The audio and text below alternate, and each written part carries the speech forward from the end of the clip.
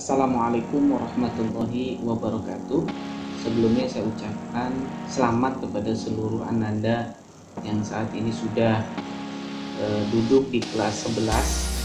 Tentu tantangan dan rintangan semakin berat, namun kunci kesuksesan ananda itu terletak pada bagaimana keuletan, kegigihan, dan motivasi serta semangat ananda dalam belajar. Hal demikian patut kita syukuri karena tidak terlepas dari karunia nikmat anugerah yang Tuhan berikan, Allah Subhanahu wa Ta'ala. Dengan demikian, mari kita bersama-sama dengan penuh semangat melakukan pembelajaran pendidikan Pancasila dan keluarga negara ini. Pada kesempatan kali ini saya ingin memberikan materi bab pertama PKN di kelas 11 ini, yakni tentang harmonisasi hak dan kewajiban asasi manusia dalam perspektif Pancasila. Saya yakin ananda semua sudah paham betul apa itu hak asasi manusia dan apa itu kewajiban asasi manusia.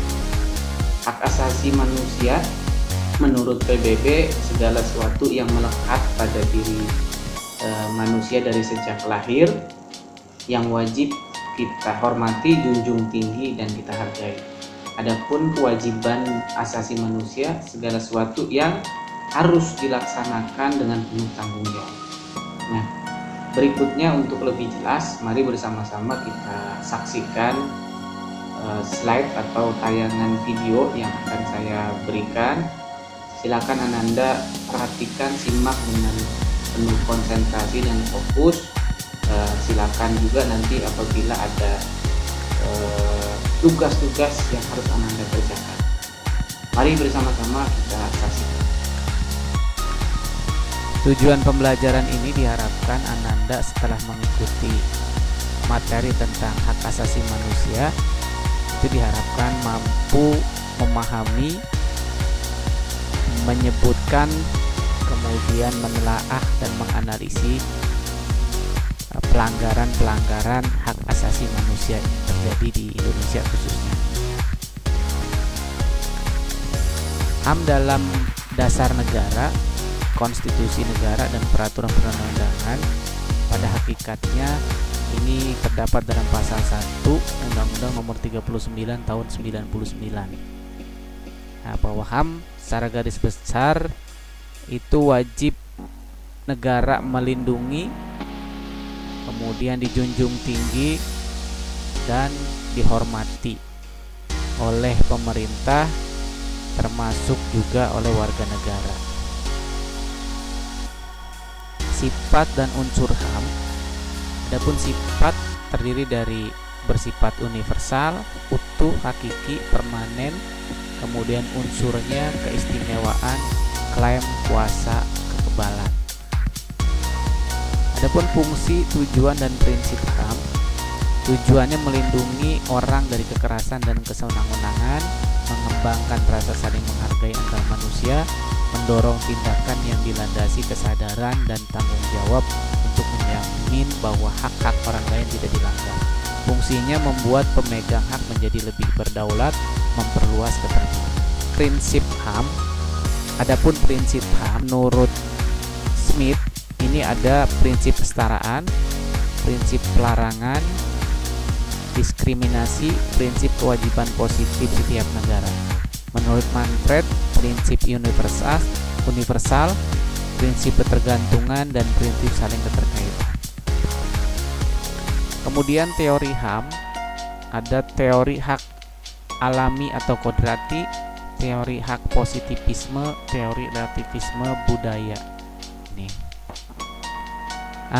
Adapun HAM dalam dasar negara yang terdiri dari 5 sila. Sila pertama, memeluk agama dan beribadah sesuai agama yang dianut. Di sini HAM menjamin warga negaranya menjalankan peribadahannya menurut keyakinan dan kepercayaannya. Kemudian sila kedua, pengakuan manusia sebagai individu dan sebagai makhluk sosial.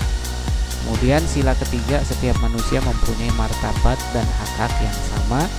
Sila keempat, hak untuk menyampaikan pendapat dan hak berkumpul dalam kegiatan musyawarah. Dan kelima, menghormati hak-hak orang lain.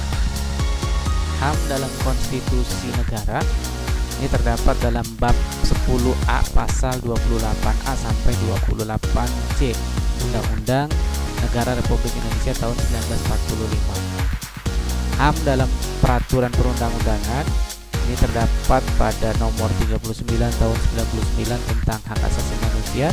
Di antaranya adalah hak untuk hidup, berkeluarga, melanjutkan keturunan, hak mengembangkan diri, memperoleh keadilan, kebebasan pribadi, rasa aman, kesejahteraan, turut serta dalam pemerintahan, hak wanita dan anak.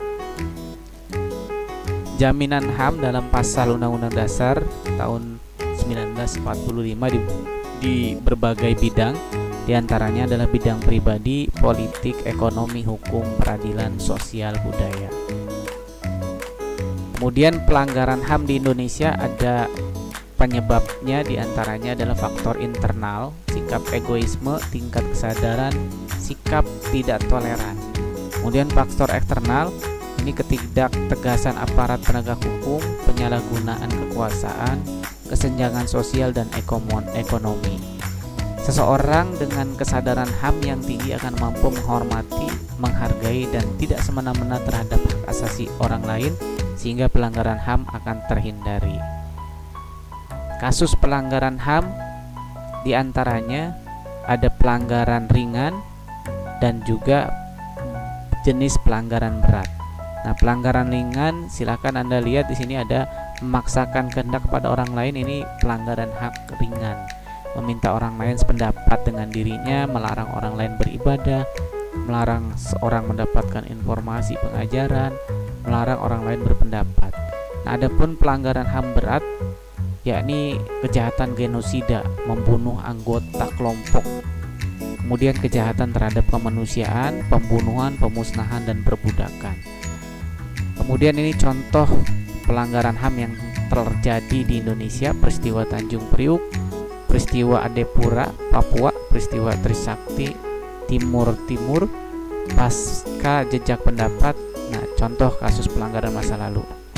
Akibat pelanggaran HAM diantaranya menciptakan diskriminasi dan ketidakadilan, adanya rasa dendam dan kebencian antara sesama, merendahkan harkat, derajat dan martabat manusia, menciptakan kekerasan dan konflik antara sesama, menimbulkan penderitaan serta tersiksa lahir batin pada diri korban. Upaya penegakan HAM dalam perspektif Pancasila, bahwa Pancasila harus menjadi dasar hukum dari seluruh hukum yang ada di Indonesia, ya ini yang tercantum dalam perundang-undangan harus mengacu pada nilai-nilai Pancasila. Kemudian bentuk upaya penegakan HAM, upaya preventif diantaranya membuat peraturan perundang-undangan, membentuk lembaga pemantau dan pengawas pelaksanaan HAM, melaksanakan sosialisasi HAM, dan memasukkan materi tentang HAM dalam mata pelajaran PKN. Upaya represif Komnas HAM, pengadilan hak asasi manusia. Nah, ini alur penyelesaian perkara pelanggaran HAM berat. Nah, Anda bisa lihat yang paling tinggi adalah kasasi Mahkamah Agung.